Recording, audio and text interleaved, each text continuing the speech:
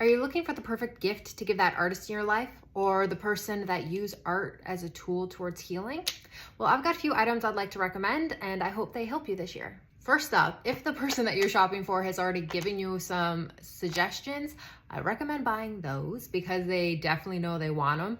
But if you are looking to splurge a little, give them a little something that they didn't think to ask for, or they think they might like, I hope these items help. First, I want to recommend Neocolors from Caran D'Ache. There are two options, the ones which are a wax-based pastel and the twos which are a water-soluble version of the ones. Both of them are amazing options and it just depends on the artist that you're shopping for. Personally, I like using both of them. If you're looking to get some watercolors for someone who's new to using art as a tool towards healing, I recommend starting off with something simple like a Winsor & Newton Cotman starter type palette or something from Daler-Rowney. They have things just like this as well. It's a great way to just get familiar and learn watercolors, but also a great way to just learn how to express yourself through color and expressive movements that you can do with watercolor. If the artist that you're shopping for is really into using colored pencils and already has the basic 12 set or 24 set, companies like Prismacolor create color palette based sets that you could gift them. So this one here is the highlight and shadows, but they also have ones for underwater, for botanicals and nature and portraits. So if they have a specific type of interest that they like drawing and creating, you could get them a set based off of their interests. If you're looking for an item that you think the artist in your life would really like, but wouldn't spend the money on for themselves, I have a suggestion. In terms of artists that like to use Tombos, which are a fairly accessible and inexpensive watercolor based marker, you have two options from Faber Castell that you could splurge on for them. One of them is actually from their Pit Artist Dual Marker. So this is like an Indian ink based marker that can be watered down and used like a watercolor marker, or you can go with their actual watercolor marker line. In line with getting items that you don't think that they would purchase for themselves, but you do think they would find very interesting to have, are items like these. So if your artist uses acrylic paints or any kind of thick medium, getting a Princeton Catalyst Wedge is something that's so fun to use when using paint and mixed media materials, because you can create some very interesting lines, textures, movements. And the other item I have here in my hand are palette knives.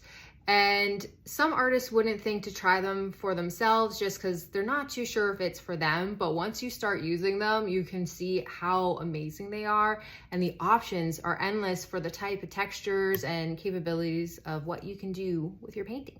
If you want to grab some stocking stuffer items that you know that artist could definitely benefit from and do use, something like, say, for example, a Posca pen, you can restock some colors for them. This here is just one of their greens, but a lot of artists use the white and blacks as accenting colors. So if you know that they use Posca pens, maybe grab a couple of those for them. Another item you can grab them as a stocking stuffer, and please excuse how dirty this is, I haven't cleaned it, is a palette. So something that allows them to mix their colors and have while they're using it. Artists use these non-stop for mixing their colors and having everything already pre-made and ready to go for when they're in the creative flow. If the artist in your life loves flowers and color, this is a great book that I absolutely love using because it not only shows amazing reference images that you can use for drawing and painting, but it also supplies the color palettes on the side and over here in the book. Another book, if they're really into flowers, is this one right here. I love it because not only is it beautiful to look at, it's full of so many amazing creative ways that this artist has illustrated and demonstrated what the flowers look like, but it also comes with some very interesting background about flowers, their meaning, the myths behind them. This might be just a fun read for them. And if you're feeling very brave and adventurous and you want to buy the artist in your life a sketchbook, I highly recommend thinking about what kind of supplies that they use and then making sure that the sketchbook that you get them will suit their supplies. So this little one here is the Talons Art Creation Sketchbook.